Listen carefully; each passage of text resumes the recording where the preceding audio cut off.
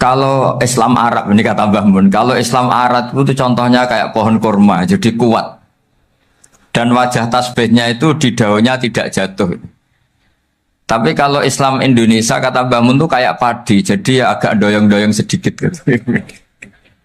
Jadi untuk menghadapi angin besar itu pilihannya dua, Anda kekar kayak kurma atau fleksibel kayak padi. Jadi ya doyong-doyong sidik gitu ya. Ada koruptor sowan, salam templeknya ya diterima gitu. Ada calon bupati cantik ya dijukung, pokoknya agak-agak doyong gitu. Tapi baru kayak doyong itu nggak bisa roboh karena fleksibel. Jadi kazar in akhraja syat'ahu, jadi ada dua tamsil. Karena memang menghadapi orang fasik, orang dolim ini kita sebagai ulama itu ya kebingungan. Ini mungkin Ki Afif bisa Fathul Masail ini. Karena pertanyaannya gini, saya berkali-kali digojlok sama bapak saya. Berteman orang fasik hukumnya gimana? Pasti dijawab haram. Tapi kalau pertanyaannya dibalik, membina orang fasik hukumnya gimana? Baik. Dan bisa membina kalau berteman.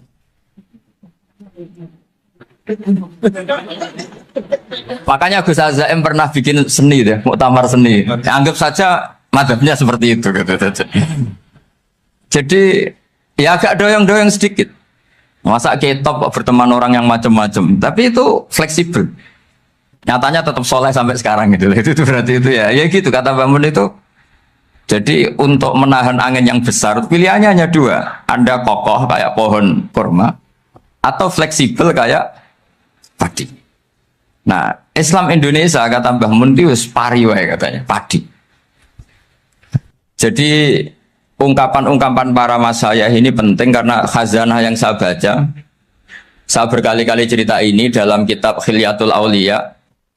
Itu Abu Nu'aim Al-Asfihani cerita tentang riwayat Sufyan bin Uyainah. Ini gurunya Imam Syafi'i. Itu setiap kali Nabi Isa dan Yahya, ini dua nabi yang sekurun, sama-sama masih muda.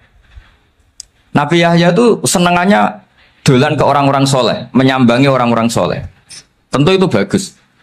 Tapi kalau Nabi Isa ini suka menyambangi orang-orang yang fasik, orang-orang yang nggak jelas. Ketika dua beliau ini ketemu, tentu yang perlu jawaban Nabi Isa karena kontroversi, berteman sama orang-orang yang nggak jelas. Kata beliau, innama ana tabibun udawil mardo. Seorang kiai, seorang nabi, orang yang baik itu ibarat dokter. Di mana-mana dokter tuh ngobati orang yang apa? Sakit. Kalau Anda dokter dan peneliti satu penyakit, pasti cari daerah yang banyak pandeminya. Masa neliti pandemi di orang-orang yang apa? Sehat. Jadi ini juga perlu dibahsul masail karena tadi dibolak-balik itu. Bina orang berteman orang fasik hukumnya haram karena wa in kana dasarin fajanibhu suratan. Tapi kalau bina orang fasik hukumnya baik. Bisa bina kalau berteman. Jadi fikih itu ya karek diwolak-walik. Makanya sholat juga gitu. Sholat yang tumak nina yang lama itu ya bagus. Masa jagongan mbek pangeran nggak asik? Jagongan sama teman aja asik, masa jagongan sama pangeran tidak apa? Asik. Saya kalau Ibnu Abbas sholat tuh cepat.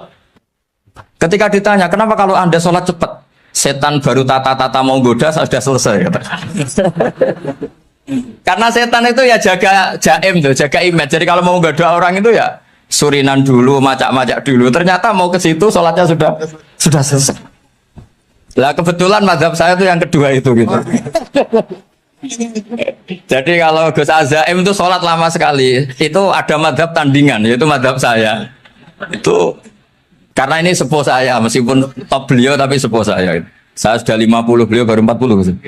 Ini berarti baru memulai kiai. Kalau pakai umur nubuah ini baru tapi memulai. Jadi madhab itu penting. Jadi pembanding itu harus diutarakan. Sehingga dalam fikih manapun itu sebuah madhab itu harus diuji itu lewat pembanding. Dulu itu setiap debat fikih antar ulama itu mesti nggak ada yang menang. Misalnya saya kiai kelihatan miskin itu ya baik supaya santri-santri yang miskin itu punya teman gitu. Karena rata-rata santri itu miskin. Nah, dikancani kiai kan seneng gitu. Tapi problemnya kiai yang miskin itu ya nggak bisa nolong santri karena dia sendiri apa? Miskin. Makanya dulu Imam Syafi'i itu pengagum orang miskin. Setelah ngaji Imam Malik tanya, ya Imam Malik, orang yang sealim jenengan itu siapa? Jawabnya Imam Malik lucu. Dulu Abu Hanifah, sekarang orangnya sudah meninggal ya. Ilmunya dititipkan atau diwaris oleh Muhammad bin Hasan Asy-Syaibani. Akhirnya Imam Syafi'i dibiayai Imam Malik ke Irak. Imam Syafi'i miskin, bisanya ke sana dibiayai Imam Malik. Itu seperti Abu Ya Said Muhammad masyhur, ini murid beliau. Kalau ada santri boyong kan mesti apa? Disangoni. Disangoni. Ketika datang ke Irak, Muhammad bin Hasan Asy-Syaibani itu nata uang, nata emas itu di ruang tamu. Jadi ngitung uang itu di ruang tamu. Miliatan. Ini kaget, ini kiai kok kedonyan kata Imam Syafi'i itu. Tapi apa kata Muhammad bin Hasan Asy-Syaibani? Anda kagum ini, Anda kaget ini. Kalau kamu menyoal orang soleh kaya, ini tak kasihkan orang-orang fasik. Biar dipakai judi, dipakai selingkuh, dipakai maksiat. Jangan-jangan. Harta ini harus tetap di orang soleh. Kalau ke orang fasik, bahaya. Berarti kiai boleh kaya. Boleh-boleh. Semenjak itu ada gerakan kiai kudu sugih. Ya ada yang kesampaian, ada yang enggak gitu saja. Tapi karena kalau pakai logika fikih, harta itu fitnah. Oke, seakan-akan harta itu masalah. Tapi kalau ini dikuasai orang dolim, maka masalah besar. Jika orang-orang soleh ini harus juga menguasai harta. Nah, terus lama-lama dikiaskan kekuasaan. Kalau yang kuasain orang fasik, orang tidak sholat, ribet. Akhirnya kiai terus dukung, ya akhirnya ke politik tadi. Nak menawa bupatinya kena diatur gitu. Diatur kon sholat, orang yang sesi proposal, maksudnya diatur keng sholat maksud. Ini cerita-cerita apa logika-logika fikih. Makanya saya sering ngaji kitab-kitab itu, di antara yang saya suka adalah ada dialog besar yang terjadi di antara orang-orang pilihan, termasuk bahkan di antara para nabi dan Tuhan. Jadi unik. Allah sendiri kadang mengajari kecerdasan para nabi itu ya lewat dialog. Masyhur itu, Nabi Ibrahim itu punya ruang khusus untuk sholat dan tidak boleh siapapun masuk situ. Tahu-tahu ada yang sudah di situ. Beliau membuka, kaget. Siapa memberi izin ke kamu yang punya rumah ini? Saya yang punya rumah dan saya tidak memberi izin kamu. Yang memberi izin saya itu yang punya saya, kamu dan rumah ini. Yaitu Allah Ta'ala katanya. Wah berarti kamu malaikat dong? Iya, saya malaikat Israel. Disuruh nyabut nyawa kamu. Ya agak sopan karena agak pernah mondok di Salafiyah gitu. Itu akhirnya Nabi Ibrahim bilang, wah itu keliru, Anda pasti keliru. Hal ra'aita habiban yumitu habibah, hal ra'aita khalilan yumitu khalilah. Saya ini Khalilur Rahman, saya ini kekasih Allah. Masa ada kekasih bunuh yang dikasih? Itu Israel akhirnya ngaji, masuk akal juga. Ternyata perintah ini mungkin hoax ya. Pokoknya dia terus mikir akhirnya. Iya ya, masa ini kekasih Allah kemudian oleh Allah dibunuh, dimatikan. Terbanglah Israel, matur lagi, ya Allah, kata Ibrahim, hal ra'aita khalilan yumitu khalilah. Masa kekasih bunuh yang dia apa? Kasih. Kayaknya masuk akal Gusti. Mulai ngaji lah kira-kira gitu malaikat itu. Akhirnya oleh Allah dijawab, ya sudah begini, kamu datang ke Ibrahim bilang, hal ra'aita habiban yakrahu ayyalqa habiban. Masa kekasih tidak siap ketemu yang dikasih. Nah, jadi akhirnya Nabi Ibrahim, Israel datang lagi. Logikanya sekarang enggak gitu, begini katanya. Diajarin. Hal ra'aita habiban yakrahu ayyalqa habibah. Masa kekasih tidak siap ketemu yang dikasih. Kata Ibrahim, oke, ya, terus mau meninggal. Jadi kalau jenengan cinta betul sama Allah ya harus, ya tidak usah, jangan sekarang tapi. Kalau mati di rumah aja, kalau di pondok ngerepotnya kiainya nanti. Tapi nanti setelah punya cucu banyak lah.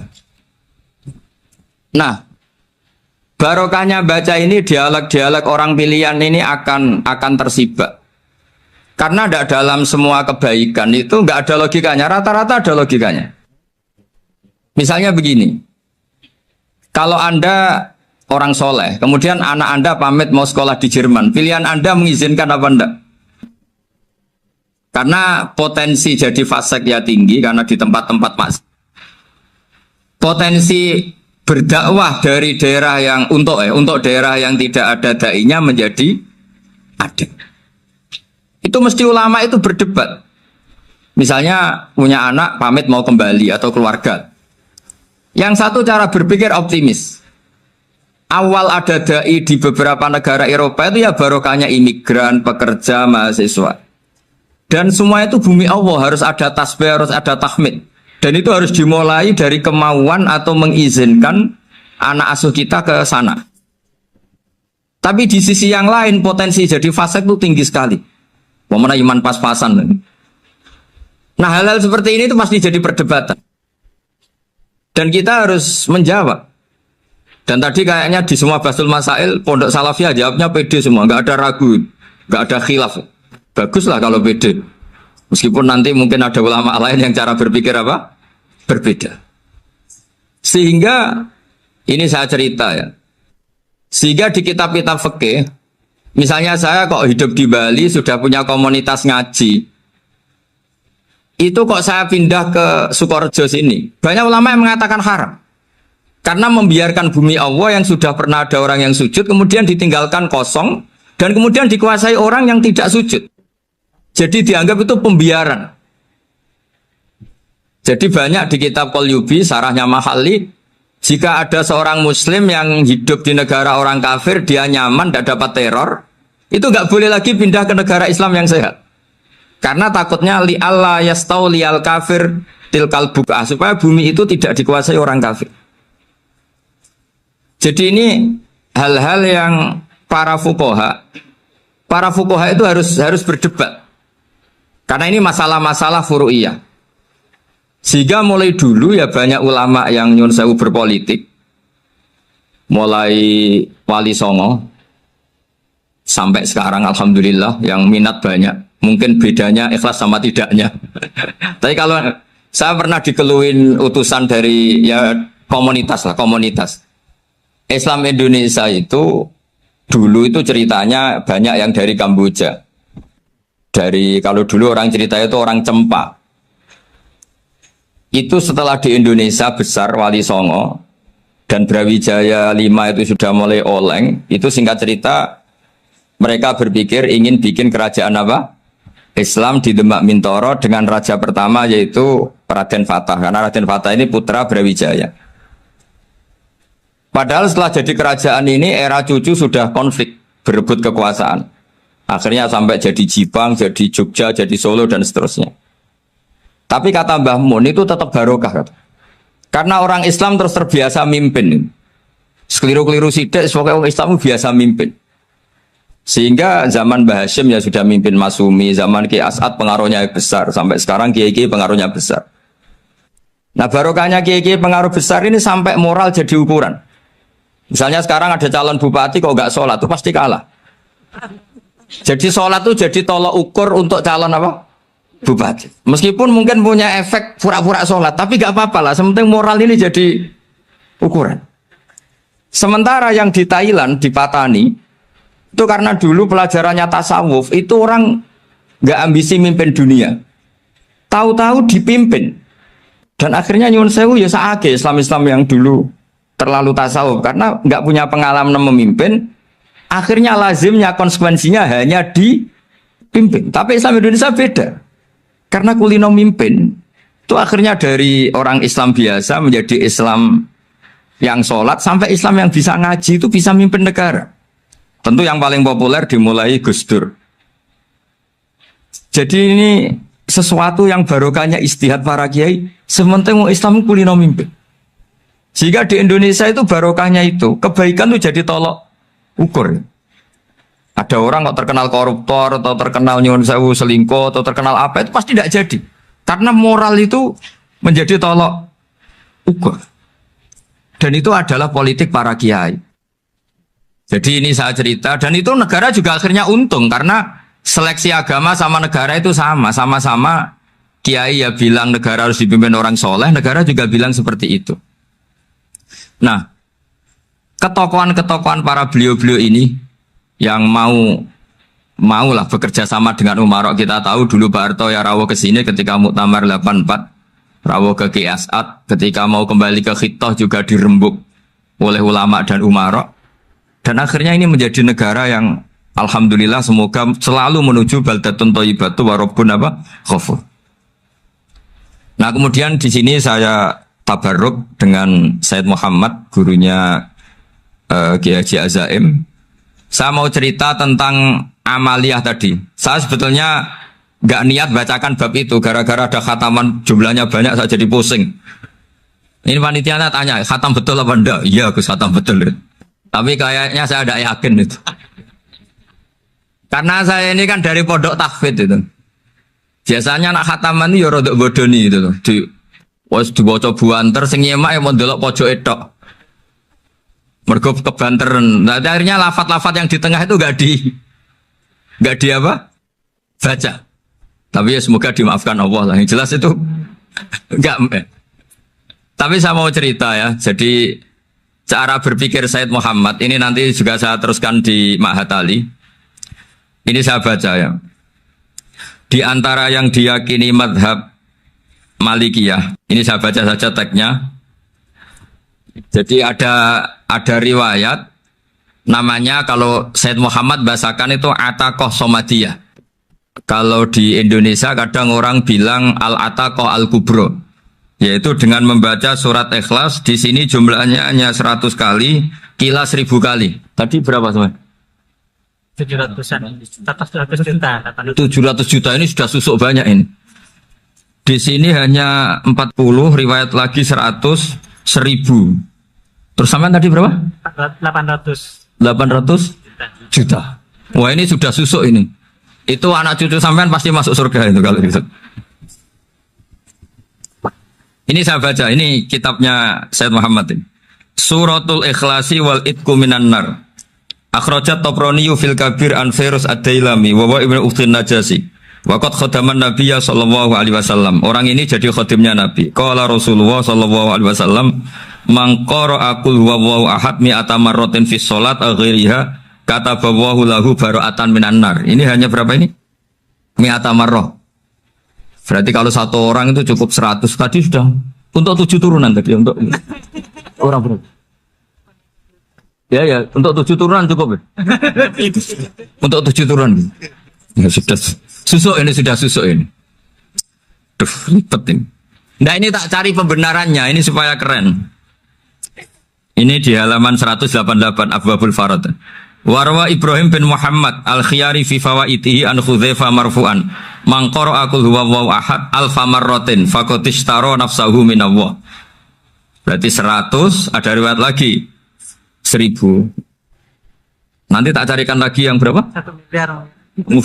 Jangan banyak-banyak. Nah, ini saya baca ya. Wa hadzal adatu huwa al-ma'rufu bi ataqatis somadiyah. Waqat nasso jama'atun mutaakhiril malikiyah ala istihbabi ataqatis somadiyah. Wa haddu ala qiraatiha wa istimaliha. Minhum Asy-Syaikh Abdus Salam Al-Asmar saat terus ini. Jadi kullu haula'i istahabbu ataqatas somadiyah ma'atirafi ba'dihim kal Misnawi bi syiddati du'fi hadisiha. I'timadan ala anna hadza minal fadha'il allati yutasahalu fiha. Faman sa'a yasta'milaha roja'a khusula ma fiha fala ba'sa bidzalik. Ala syarti alla ya'taqida thubuta dzalika anin nabi sallallahu alaihi wasallam hatta la yaqa fil kitsbi alaihi. Jadi intinya itu silahkan Anda bikin jumlah sesuai versi Anda. Yang penting Anda jangan kampanye kalau itu perintah Kanjeng Nabi Muhammad sallallahu alaihi wasallam. Karena kalau kamu atasnamakan Nabi kemudian jumlahnya sampai 800 berapa? 800 juta, berarti Nabi mengajarkan masyaqqah pada umatnya. Jadi cukup yang riwayat itu di sini hanya 100 sama 1000. Jadi kalau jumlah tadi untuk 7 apa? Turunan. Jadi kamu harus ditutup dengan doa, ya Allah, semua itu bukan untuk saya tapi untuk 7 turunan. Tolong catat ya Allah. Karena Jadi artinya gini loh ya, orang Indonesia yang sering mempraktekkan atakosomadiyah itu bukan tanpa dalil. Ternyata dalam mazhab Maliki, saya masih ingat ketika mbah saya kandung, bapaknya bapak, asmane Mbah Nur Syam, itu wasiatnya minta dibacakan 4.000. Yang baca pas itu ya bapak sama anak-anaknya. Dan kemudian alhamdulillah zaman akhir itu mulai agak ngawur. Kalau ada acara itu wong liya kon maca anake mlebu metu gak melok maca. Itu keliru, saya jamin itu keliru. Saya sering kalau mimpin di rumah, kalau yasinan di tonggo-tonggo kok anaknya gak maca saya keluar. Bapakmu wong liya kon maca kata saya gitu. Jadi itu menurut saya itu yang jelas saya sampai ngisi begini. Yang ada riwayatnya itu idza mata ibnu adam min qata amaluhu illa min salasin shadaqatin jariyah au ilmin yuntafa'u bi awaladin sholihin yatullah. Itu tidak ada di hadis au kiyayin sholihin yatullah. Yang ada itu awaladin apa? Sholihin. Jadi anaknya harus ikut. Kalau tidak ada usah kata. Akhirnya anaknya udah tinggi Gus Gil. Akhirnya tak kei jagung paling akeh kula mendet sithik. Wong aku ora anake kok. Kadang-kadang enggak, orang lain baca buahnya, anaknya mau melebu metu mau enggak no tamu mbek rokokan. Itu harus ditobatkan itu. Keliru itu. Karena nasnya bukan aukiyayin solihin tapi awaladin solihin. Ini bukan provokator, ini memang ya harus seperti itu. Nah terus tentang tadi la ilaha illallah yang didawahkan Gus Azaim. La ilaha illallah itu penting sekali, cuma saya mohon itu dielmoni lah. Jadi dulu kalimat ini menjadi spesial karena dielmoni, karena dimulai dari fa'lam annahu la ilaha illallah. Terusannya ayat tuh wastaghfir li dzambika walil mu'minina wal mu'minat. Saya ulang lagi ya. Terusannya ayat tuh wastaghfir li dzambika walil mu'minina wal mu'minat. Makanya menurut mazhab Sadili, kamu disuruh baca la ilaha illallah dulu, jangan istighfar dulu.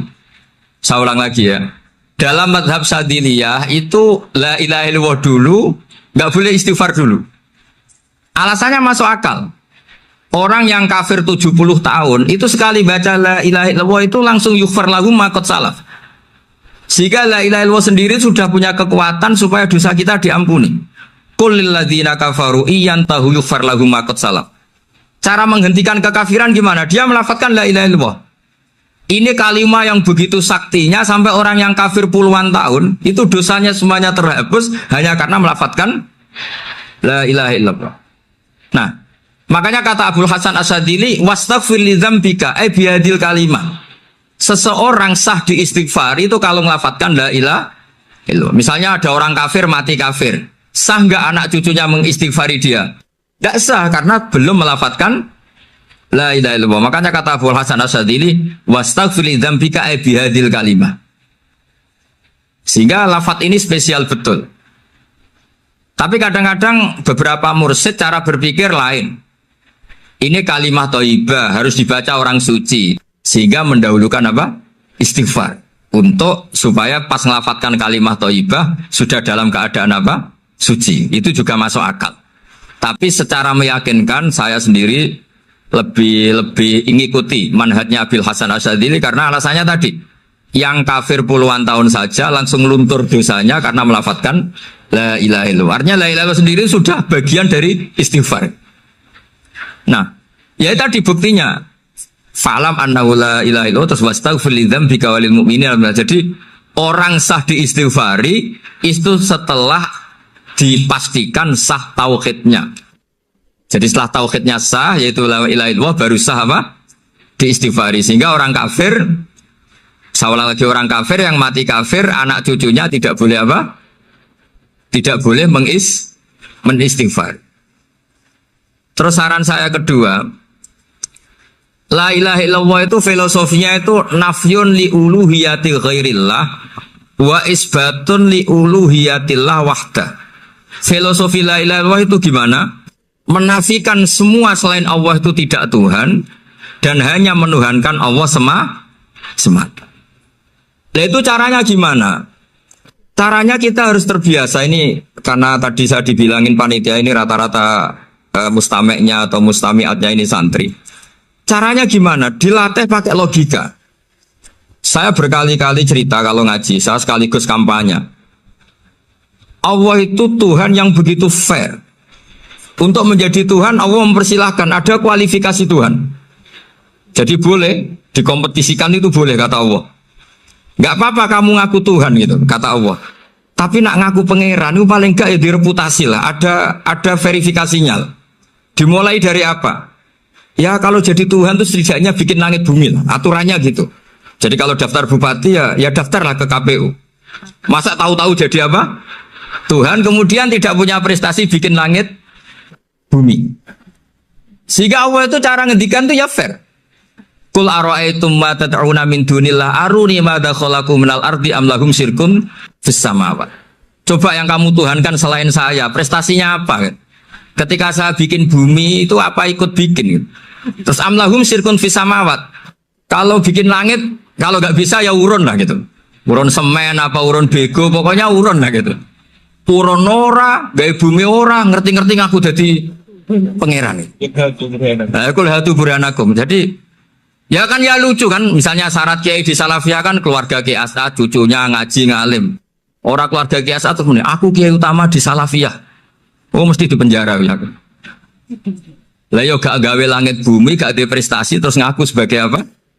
Tuhan. Sehingga fair. Makanya saya berkali-kali cerita. Jubair bin Mut'im itu punya anak namanya Muhammad. Ini sudah orang alim, Muhammad bin Jubair bin Mut'im. Itu cerita awala Islami Abi. Mut'im itu orang pinter sekali. Saking pinternya dia jadi delegasinya orang Quraisy datang ke Rasulullah sebagai negosiator untuk membebaskan Asra Badrin, tawanan perang apa? Badar. Yang namanya disuruh itu pasti orang pinter. Tapi apa yang terjadi ketika nginep di masjid? Karena zaman itu gak ada hotel, nanti jadi geger. Orang musyrik nginep di masjid hukumnya gimana? Bahsul masail tok. Zaman itu mau tidak mau. Kalau sekarang kan ada hotel, kiai juga punya wisma. Apa yang terjadi? Orang ini cerdas sekali.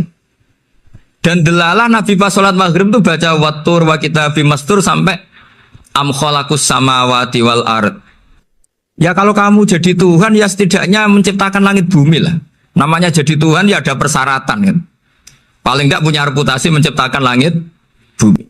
Atau kalau jadi Tuhan setidaknya reputasinya itu enggak diciptakan yang lain. Am khuliqu min ghairi syai'in. Ini jadi Tuhan kok punya bapak, punya ibu. Ini jadi Tuhan kok lahirnya di bumi. Ada tanggal lahirnya, ada tahun. Masa jadi Tuhan kok dulu buminya. Pokoknya walhasil tuh. Akhirnya Nabi ketika salam sholat maghrib, dia datang. Ya Rasulullah, akalku habis oleh ayat yang barusan kau baca. Sudah saya Islam saja. Argumentasi selain Allah Tuhan itu batal. Itu, ya saya mohon santri-santri Salafiyah itu baca Quran sampai seperti itu. Jadi jangan hanya khataman banyak-banyakan maksudnya. Ini bukan nyindir ini, ngamuk ini. Jadi ya khatamannya tadi lah 1000 atau berapa lah, jangan banyak-banyak. Juga kasihan malaikat yang nyatet kan. Wong baru subhanallah alhamdulillah aja di teks hadisnya abad al malaikah kan di teks. Itu baru subhanallah alhamdulillah itu sudah mencapaikan malaikat. Makanya saya wiridan tuh arang-arang kasihan malaikat karena nanti jadi itu ya ada madhabnya itu jadi kalau Gus Azaim sholat lama tak saingi sholat cepet itu sama-sama ada madhabnya. Yang cepet kayak saya tadi setan pas tata-tata mau goda pas rukuk saya sudah itidal, mau goda itidal saya sudah sujud pusing dia. Tapi jangan tiru ini madhab yang agak-agak khusus lah sudah cara orang Madura agak khilaf tuh. Khilaf ya. Khilaf ini agak khilaf ini sudah. Tapi saya ingin lah. Sampean kalau ngaji Quran itu dilatih berlogika. Jadi Allah itu fair. Gak apa-apa kalian ngaku Tuhan tuh gak apa-apa, tapi tunjukkan prestasi kamu apa. Aruni madza khalaqu minal ardi am lahum syirkun fis samawati. Am khalaqus samawati wal ard. Diulang lagi, am khuliqu min ghairi syai'in. Setidaknya kalau jadi Tuhan itu ya nggak butuh yang lain lah. Masa jadi Tuhan kok wujudnya saja butuh orang lain, butuh bumi, eksistensinya butuh makan, butuh minum. Makanya Allah cara meniadakan uluhiyah selainnya itu Allah itu redaksinya itu mengena sekali. Yaitu tadi dengan cara-cara seperti itu. Sebagian ayat disebutkan ma asyattuhum khalqas samawati wal ardi wala khalqa anfusihim. Wong Tuhan kok nggak punya reputasi bikin langit, bikin bumi, bahkan untuk menciptakan dirinya sendiri saja nggak bisa. Ya sudahlah, kamu nggak usah ngaku Tuhan, nggak level katanya dia tahu gitu. Akhirnya terus ditemukan Tuhan yang sejati, yaitu wal awwalu wal akhiru wal zahiru wal batin. Nah, itu yang Mut'im ini tadi termasuk orang yang sangat cerdas sekali. Padahal itu bacanya bukan pas basul masail, enggak. Nabi pas sholat maghrib. Juga bukan pas ceramah, enggak. Tapi itu didengarkan. Makanya termasuk ini spesial untuk hormat saya kepada Ki As'ad. Makanya saya ini kalau mentasbih santri-santri, ini agak sensitif, tapi sudah saya tidak perlu takut fitnah. Saya termasuk kenapa saya ingin jadi ahli tafsir, tentu yang membentuk itu Mbah Maimun dan bapak saya. Bapak saya itu hafal Quran kayak hafal Fatihah. Saking senangnya Quran itu. Mungkin bisa kamu saingi itu. Itu adalah orang kafir itu bisa paham Quran. Itu sangat menyinggung saya. Orang kafir itu bisa paham Quran. Ketika Umar Islam itu karena mendengar apa coba? Mendengar apa? Quran. Dan itu masih kafir apa sudah Islam? Masih kafir karena kalimat-kalimat yang di Quran itu begitu jelas wal kitabil mubin sehingga didengarkan orang kafir pun tuh ngefek. Makanya ketika Umar datang ke saudari putrinya, kemudian dengar Toha ma anzalna alaikal Qur'an apa? Litasqa, itu dia terus iman. Begitu juga Mut'im. Itu ketika dengar Nabi baca surat At-Tur ya langsung iman. Makanya kata Ibnu Jarir At-Tabari, kamu jangan pernah bilang gini, syaratnya paham Quran itu harus alim, harus gini. Lah nanti berarti orang kafir punya alasan di depan Allah, ya Allah, engkau ngandani kami dengan Quran yang nggak bisa difahami kecuali alim dulu. Lah saya alim gimana? Nggak pernah mondok. Mondok gimana? Saya kafir. Jadi artinya gini loh, kata Ibnu Jarir At-Tabari, Allah tidak mungkin mengatakan gini, ifhamil Quran bima la fahmalaka.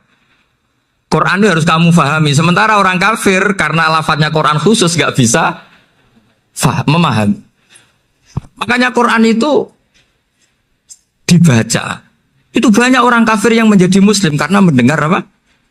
Al-Quran. Padahal kafir. Nah termasuk tadi Muhammad bin Jubair bin Mut'im ini itu menjadi Islam ya karena mendengar Quran. Padahal dia saat itu masih apa? Kafir.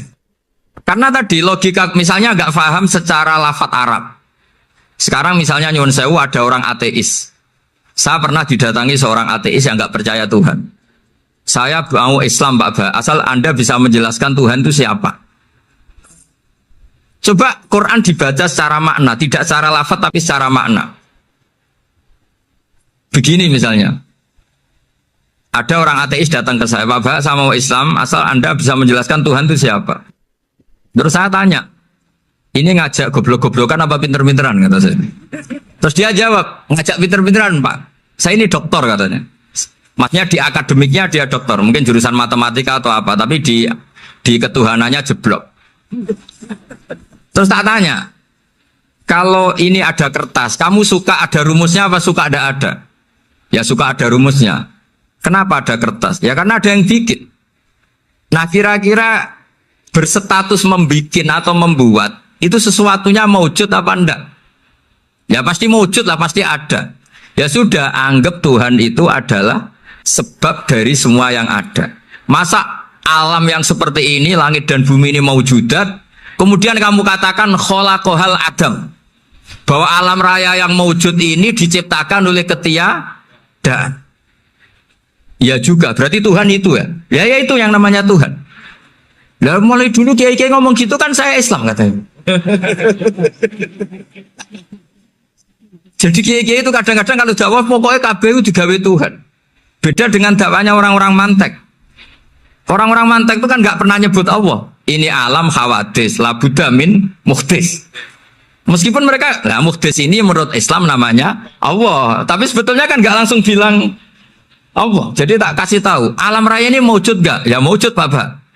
Bisa nggak sesuatu yang nggak ada menjadi faktor wujudnya yang ada? Ya nggak bisa, namanya nggak ada itu nggak bisa jadi faktor. Nah itu hebatnya ulama-ulama kita ketika mengenalkan Allah itu siapa? Zat yang wajibil wujud.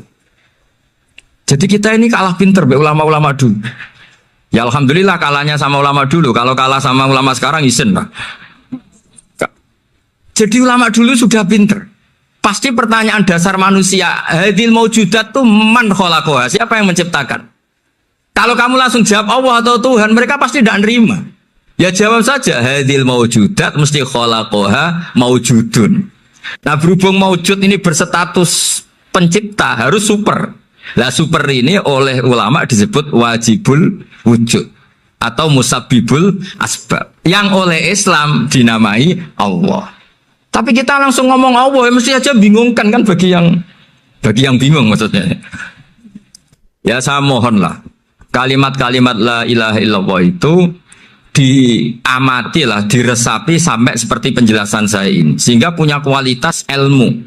Karena syaratnya memang fa'lam, harus punya kualitas apa? Ilmu. Ilmu itu apa? Ma'rifatus syai' ala ma huwa alaih. Mengenal sesuatu sesuai detail-detail sifatnya sesuatu itu. Misalnya kalau Allah sudah jadi Tuhan, ya harusnya qabla kulli syai'. Masa Tuhan sama yang dituhani wujudnya dulu yang dituhani, ditemukanlah sifat awal atau qadim. Makanya benar Gus Azaim tadi kalau sudah bertauhid harus hafal akidah berapa khamsin. Dimulai apa? Wujud. Kenapa harus dikatakan wujud? Karena alam raya ini kadung maujudat. Hadhil alam maujudun. Masa maujudun khalaqahul adam, masa maujudat khalaqahul adam. Nah itu yang disebut am khuliqu min ghairi syai'in am humul khaliqun. Jadi saya mohon semohon-mohonnya cobalah tradisi-tradisi lihat baru ayat ini dihidupkan lagi sehingga kita baca Quran itu sekaligus menjadi orang yang sangat argumentatif. Karena Quran adalah qul falillahil hujjatul baligh. Dilatih. Jangan bosan dilatih. Makanya kalau saya baca ayat-ayat seperti itu, cek fair Allah. Fair betul. Nggak apa-apa saya punya pesaing kata Allah. Tapi yang imbang dong. Pas aku gawe langit ya bantulah. Atau ada langit tandingan lah kira-kira gitu. Kalau saya bikin bumi ya ada bumi. Nah misalnya sekarang orang Cina bikin matahari. Materinya dari mana coba? Dari yang sudah ada sekarang kan? Tetap saja agak ikut bikin kan? Tapi kalau Allah bikin langit bumi minal adam minal wujud. Kalau mereka paling rekayasa yang sudah wujud adik. Nah, harus sampai seperti itu. Sampai kata Gus Azim kul hatu apa? Burhanakum tan. Jadi ini cara-cara kita untuk menguatkan iman. Aruni madza khalaqu minal ardi am lahum syirkun fis samawati. Terus kata Allah, itu nih bi kita bimin qabli hadza au asaratim min ilmin. Kalau kamu enggak setuju teori ini kata Allah, cari kitab suci versi Anda. Aturan jadi Tuhan itu apa coba? Ya tetap saja semua kitab suci akan mengatakan di mana-mana Tuhan itu pencipta langit dan bumi. Jangan yang lahir di bumi jadi Tuhan. Jangan Lata Uzza jadi Tuhan. Jangan karena sakti jadi Tuhan. Nah ini di sini pentingnya ilmu balaghah, ilmu mantek yang alhamdulillah di pondok-pondok kita masih diajari. Makanya kata mantek sebetulnya ilmu akal hanya menemukan hadil maujudat khalaqaha maujudun. Nah yang maujud ini siapa? Ya wajibul wujud. Nah kemudian Islam menamai ini Allah Subhanahu wa ta'ala. Makanya ulama dulu itu kalau ngedikan Allah itu siapa? Zat sing wajibul wujud. Itu filosofinya luar biasa. Karena dengan seperti ini bisa menafikan teori ateisme. Bahwa alam raya ini diciptakan oleh ketiadaan. Makanya saya bilang tadi, ngajak goblok-goblokan apa pinter-pinteran gitu. Lah nek ngajak goblok-goblokan yang ini hadhil maujudat khalaqahal adam. Terus kita goblok bareng. Loh iya kan barang maujud diciptakan yang tidak maujud. Wong ora wujud kok mempengaruhi sing wujud. Ya monggo nak goblok bareng kata.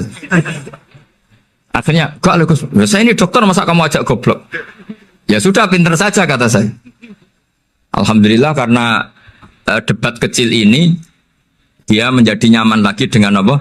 Islam. Memang saya tentu nggak bisa disalahkan doktoralnya karena di ilmu yang selain apa? Teologi gitu. Tapi kan polanya dia pasti pinter. Makanya ini sekaligus mengingatkan anak-anak lah.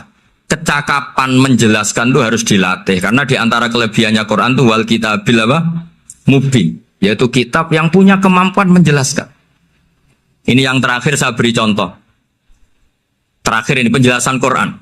Dulu orang kafir itu cara berpikir itu begini, Muhammad, urusan kita ini banyak, problem kita banyak. Masa iya urusan yang banyak ini cukup dengan satu Tuhan?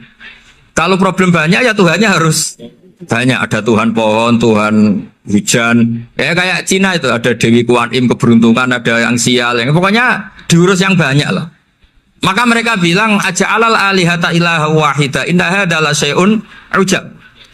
Ini aneh, urusan banyak kok Tuhannya satu, ini aneh lah. Tapi Nabi secara sabar, dan yang diomongnya orang kafir, tidak anak Mahatali, orang kafir. Jadi nanti kalau anak Mahatali gak paham Quran, kebangetan, orang kafir saja paham. Akhirnya Nabi secara santai, secara rileks memberi penjelasan gini.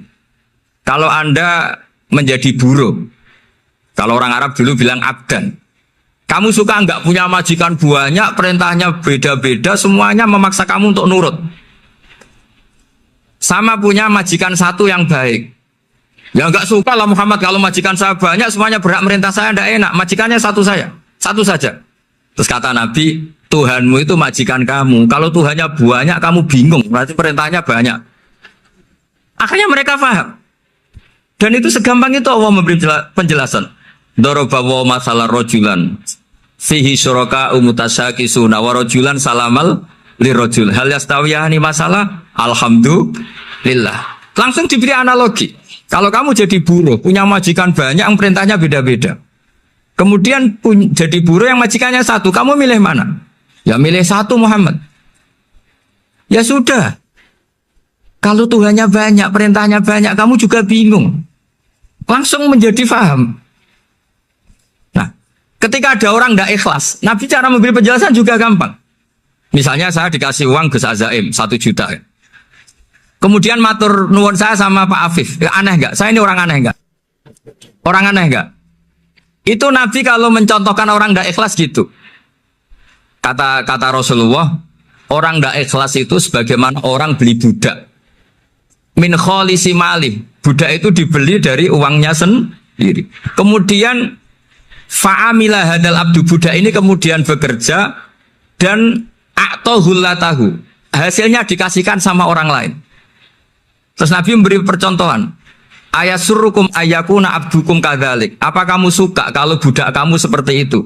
Dulu orang-orang dulu kan beli budak untuk disuruh bekerja terus disuruh setor apa? Hasilnya. Jadi budaknya kamu yang beli, yang biayai. Kalau sekarang mungkin gak ada budak gini lah. Saya nyuruh Zaid, tak kasih mobil, tak kasih bensin, tak kasih uang jalan supaya narik angkot. Hasilnya disuruh ngasihkan saya. Ternyata dikasihkan orang lain dan matur nuwun sama orang. Kamu suka punya budak seperti itu? Ya tidak suka ya Rasulullah. Ya ibaratnya seperti itu. Bumi yang bikin Allah, nyawa kamu yang bikin Allah, semua fasilitas dari Allah. Kemudian kamu menyembah selain Allah. Segampang itu. Dan Nabi telaten sampai dulu yang mayoritas orang kafir menjadi mayoritas Muslim. Dan semuanya tanpa paksaan. La ikroha fiddin. Karena qad tabayyana rusdu minal ghayy. Nah, cara tabayana gimana? Yaitu punya kemampuan menjelaskan. Wal kitabil apa? Mubin. Ini makanya saya mohon lah. Ini saya mohon semohon-mohonnya anak-anak ini kan kader-kadernya Mbah Samsul Arifin, Mbah As'ad, Gus Fawaid, sekarang Gus Azaim, semuanya harus punya kemampuan wal kitabil apa? Mubin. Sehingga di antara sifatnya Nabi itu fatonah, punya kecerdasan. Nabi itu gak pernah debat kalah. Itu meskipun sudah terdesak gak pernah kalah. Pernah Nabi itu ngendikan la'adwa walatiorata, tidak ada penyakit menular. Ada orang yang mungkin kurang suka iseng, ada onta yang sudah gudiken dijejerno sama yang waras, ternyata yang waras jadi gudiken. Akhirnya Nabi diundang lah kira-kira gitu. Ya Rasulullah, kata engkau gak ada penyakit menular, tapi ini onta yang gak gudiken tak jejerkan yang gudiken ikut gudiken, berarti kan menular. Nabi santai jawab, faman jarrobal awal, lalu yang pertama gudiken ketularan siapa katanya. Wah kalau ini asli Nabi ya sudah seperti itu. Jadi ngiranya dia menang karena yang gudikan pertama nulari yang kedua. Ternyata Nabi tanyanya lagi, faman jarrobal awala, yang gudikan yang pertama siapa? Oh ini asli ya maksud saya itu. Jadi Nabi itu gak pernah kan? Karena Nabi punya apa? Fatona. Jadi saya mohon ya tadi makanya ini efeknya tuh khatamannya nggak boleh banyak-banyak ya. Maksud saya kalau musim khataman ya nggak apa-apa, khataman banyak-banyak. Tapi kalau nggak musim khataman ya musim-musim tadabbur gitu. Tapi kalau ini musim khataman gimana monggo lah. Cuma saya kok kasihan malaikatnya tadi. Ya, ngoten mawon minta maaf. Assalamualaikum warahmatullahi wabarakatuh.